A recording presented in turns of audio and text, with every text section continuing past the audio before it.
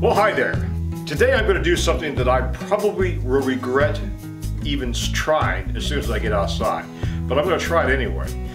It's a frosty 29 degrees outside. It's early February. I'm standing here by my toasty fire just to try to stay warm in the house. Even with our modern heat system, it still feels a little cool inside. Got a little cabin fever and a need to shoot some more video. So I'm going to take the Spyder out for a ride. Now, like I said, I may regret it, but then again, we're going to give it a shot. Those of you who have a lot more riding experience than I do are probably going to laugh at me and my technique, or even trying to do this in this kind of weather, but I'm bound and determined to try it. Now, I'm relying on some equipment and techniques I used to use in the days when I spent a lot of time winter backpacking. That is layering with synthetic materials and some windproof barrier. Fortunately, the way the Spyder is designed with the hourglass design frame, it moves the air pretty much away from me, so I don't have that much airflow actually directly hitting me. Still a little bit, and probably gonna get a little chilly, but we'll give it a shot.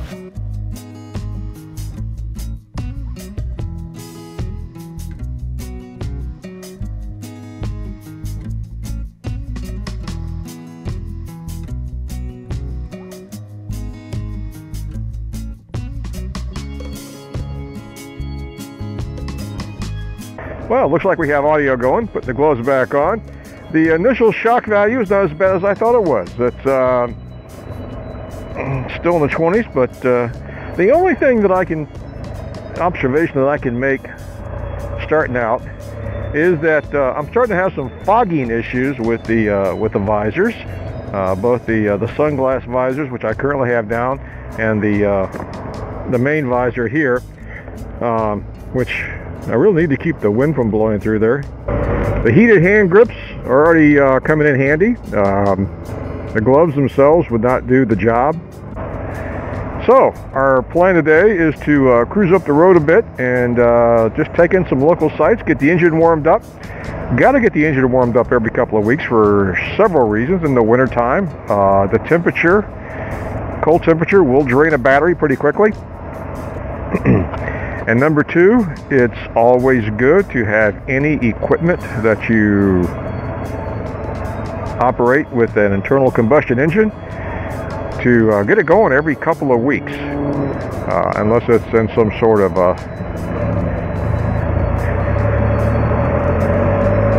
winterized state, and I don't winterize my equipment other than the lawnmower.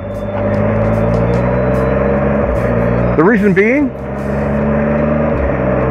the humidity changes inside the engine causes condensation to be formed inside the engine compartment, mixed with the oil. Can cause some corrosion on the cylinders, which is not healthy for the cylinders. And also blends with the motor oil and can form acids, which are also not good for the metals. Now, I'm not sure if that's correct when it comes to synthetic oil, and the Spyder uses a synthetic. I don't know if it's a synthetic blend or a pure synthetic, but I'm pretty sure that water inside my oil is not a healthy thing. The other observation is, since I have so much insulation around my neck because of the fleece and the Gore-Tex and the scarf, it's difficult for me to move my head as freely as I would like to check my perimeter. But the mirrors are pretty good. Now, as I said before, I spent a lot of time outside in the cold weather. I used to enjoy a lot of camping, hiking, backpacking all season, to include wintertime. I've spent more than my share of nights sleeping in the snow. And I got to tell you though, with good synthetic sleeping bags and good equipment, you really don't get cold. I mean, you get a little chilled, but not at nighttime. If you plan properly, you can stay toasty. Well, we're still looking forward to the big trip this year. Haven't got an actual date yet, but we have the trip fairly well outlined as far as what we're going to do. We're still looking forward to driving the Spyder solo across this here United States. Ended up along the California coast. Miriam will fly out to meet me. and we will spend 10 days thereabouts along the coast, shipping the Spyder home and then flying home together. And I think I'll be tired by that time. The entire trip should be about 27 days at that point.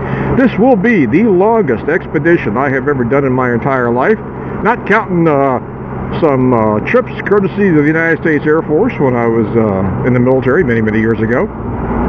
Now, up ahead, where General Booth Boulevard ends and Pacific Avenue begins at the foot of this bridge, also is the start of U.S. Route 60. There's no signs for that. I wish they would put a sign up, start of U.S. Route 60. Route 60 has a little bit of a history to it. It is a Trans-America route. And by the way, Rudy Inlet here is a very scenic, I don't know if you can see much from the position of the camera. It's a very scenic inlet, lots of fishing boats, lots of restaurants. Anyway, U.S. Route 60, 1920s was commissioned, and it starts here at Virginia Beach and goes all the way to the Arizona state line, but originally it stopped in St. Louis, where it intersected U.S. Route 66. After a while, they decided to extend it all the way to Los Angeles. 1964, they decided to discontinue the California portion of US 60 because 66 was still operational, and 66 stayed operational until the late 80s when they decommissioned that one. We're going to go down Atlantic Avenue. Now, Atlantic Avenue in the wintertime is a ghost town. Atlantic Avenue in the summertime is absolutely a zoo. This being the first week in February, it's deserted. Now, compared to what it would be like July 4th weekend, you would not be able to probably even get on this road. I should do a comparison video.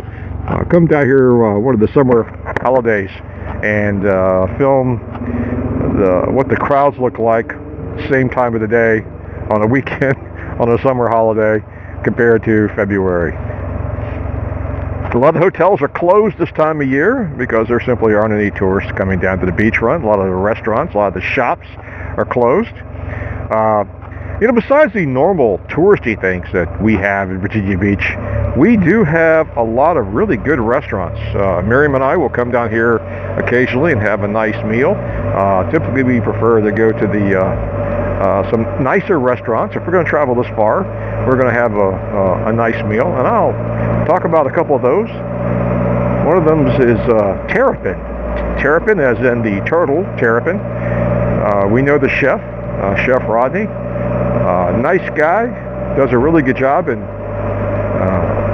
one of the best martinis I've ever had in my life was prepared for me at Terrapin. High end. Typically those are anniversary and birthday kind of meals. Alright, this is Winston-Salem Avenue, and some restaurants are down here. I just want to point out some nice ones.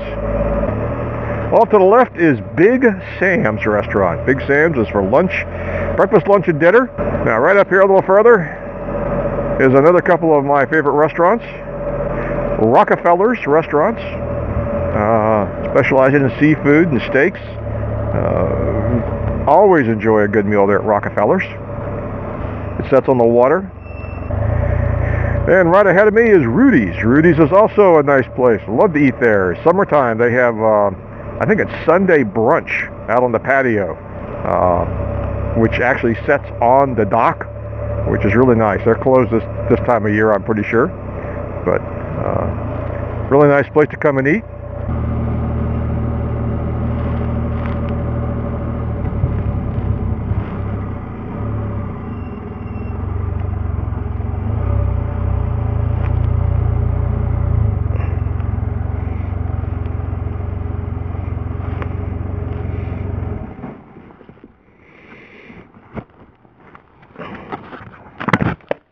Anyway, a little bit of a after action report. It was a comfortable ride. We're still showing about 30 degrees outside, so I don't want to spend too long out here. didn't get too terribly cold. Feet a little cold. I've been outside maybe about an hour. Not too terribly long for a motorcycle ride. Not uncomfortably cold, just that I know I don't want to spend all day doing this. The gloves, in combination with the heated hand grips, worth their weight in gold. Fingers, not the slightest bit chilled. Lots of dexterity, so lots of good thing to say about that. So the design of the machine, the engineering of it to keep the airflow off the driver, has done a good job, and can't complain. So, our first time at 30 degrees. Interesting. We'll keep you updated about the progress and the planning for the big trip. Oh, by the way, trying to think of an official name for the trip. Looking for suggestions from you guys. Thinking about California or Bust, or Transamerica, or some colorful name that we can call it. We're actually going to make a logo to go on the windscreen and promote the trip.